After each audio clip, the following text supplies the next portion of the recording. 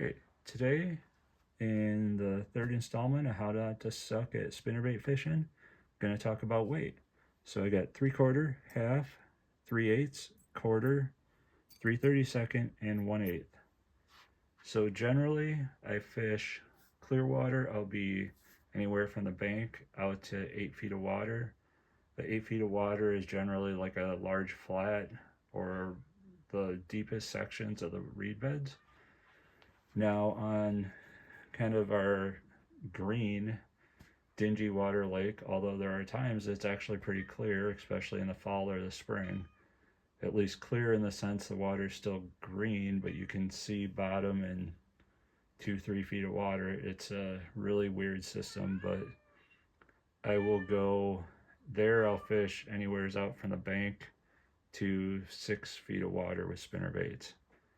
Now, I could fish deep water with spinnerbaits, but generally there, if I am kind of forced into fishing the weed edge, I'll generally just use crankbaits, deep divers. But my style of fishing, the weed edge is a last resort spot. I only run basic graphs. I don't have forward facing or anything like that.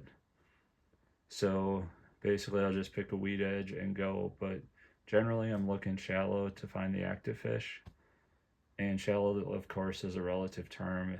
8 feet of water is really not that shallow, but if you're on a flat, to me that feels shallow. It's a solid structure.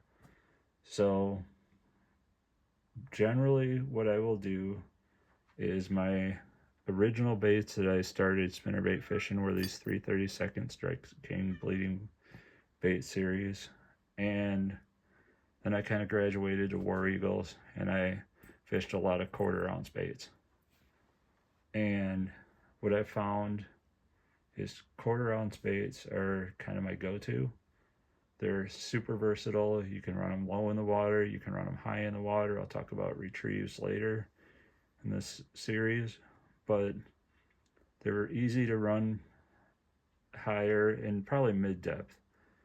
You got to reel them really slow to get them super low in the water column, but a lot of times when you're fishing a spinnerbait bite, you're not really pulling them. You might be pulling them up from the bottom, but you're not really getting them right on the bottom. So the 1/4 ounce bait has really been my go-to. The 3/8 ounce I've been playing with a lot more, especially on my local green lake, and it's actually been doing pretty good for me. I just wish we didn't have such a large pike population. I think the pike, about the only thing that outnumber the pike on that lake are the carp, but I definitely have gotten bass on the 3/8 on that lake. Generally, these heavier baits, the 1/2 ounce and the 3/4, when I'm fishing along, if these baits, the 1/4 isn't getting bit, or the 3/8 is new this year, so if the 1/4 wasn't getting bit, I would have jumped up to the 1/2, and then the 3/4 is also new this year. But I would let the fish dictate what they want in size. So if this isn't getting bit, I would probably just kind of walk up 3/8, 1/2, 3/4 just to see what they want. Would also change blade styles, of course, but generally I'm kind of in this 1/4 ounce range. But where the heavier baits shine is like right when the cold front hits. So the fish are kind of shutting down, but they're still a little bit active. These bigger baits will really shine with the bigger blades, as I kind of talked about this large willow in the blades video. That's when these bigger baits really shine, is kind of right as the morning after the cold front comes in. Now once that cold front kind of sets in, and you get those lovely bluebird skies and the high wispy crazy looking clouds, and you're just praying for a bite because it's just awful, this 1/8 ounce bait really comes in. That's when they will crush that little 1/8 ounce bait, but you're still not going to get bit like you were on a active day. You're only going to put a few fish in the boat, but this will definitely get more bites than any of these other baits here.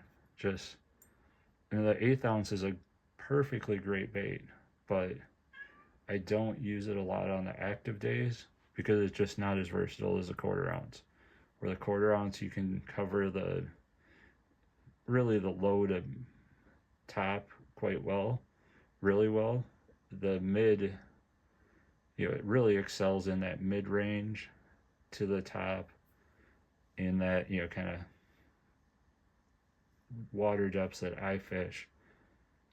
It's much more versatile than the 1/8. To get the 1/8 down even to the mid depth, you got to reel it really slow, which of course works great once that front's set in. But when you got an active bite, you might miss some fish because it's just too slow. So it's a great weight, great bait, but it's just not a active bite, or a warm weather bait. It's just when the front's pushed through. So yeah, this is the one thing I really recommend though, is I see a lot of everybody out there, I see on forums, everybody talking about the 1/2 ounce, a little bit on the 3/8, but 1/2 ounce and 3/4 ounce spinnerbaits for bass. It's like everybody forgets about the 1/4 ounce and below baits, or a lot of people do.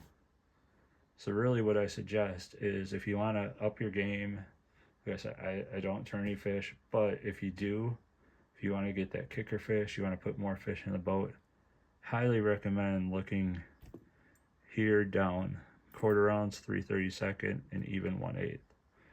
And even some 3/8, of course with the blade tips in there too, but going lighter, because I think that's really going to put more fish in the boat for you. And my best day out there was on a 1/4 ounce bait. Probably had 15 to 18 pounds of smallmouth on 4 fish on a 1/4 ounce War Eagle. And there's a wide range on the weight because all I do is measure the length, but kind of knowing what those length fish should weigh. And these were fall fish, so they were definitely heavy smallies. Those 4 fish crushed that same spinnerbait, and it was a small 1/4 ounce bait, and they just killed it. And that's the other thing too, when you're fishing like post frontal with like these baits, just got to get the funniest side about frontal bait that everybody's probably dealt with too, that's just kind of doesn't make sense, because you'd think the fish would be more active. Whenever you get hit on, whether it's plastic, whether it's a spinnerbait or a crankbait, generally not a crankbait on a post frontal, but yeah, spinnerbait or soft plastic on, when you got that front set in, generally you're going to catch the bigger fish, and the bites are going to just be savage. It's the part that doesn't make sense is, if those bites are that hard, you would think the fish are more active. Like when fish are super active jumping on the hook, you'll get a ton of takes, and generally they're not like gonna rip the rod out of your hand. But those post frontal fish, the few bites that you get are always just savage. So yeah, if you want to up your spinnerbait game, especially tourney guys, go that 1/4 ounce on down and give those a shot. And I pretty much guarantee you'll start putting some more fish in the boat. Also using some of the blade tips that I had. Let me know if you like the video, like, subscribe, and share. It'd really help the channel out. But let me know in the comments if you start trying some, dabbling with some lighter baits, if you already are, if you start to see more success than you normally do. I know it's really helped my fishing game out. I hope that it can also help out yours. Take care.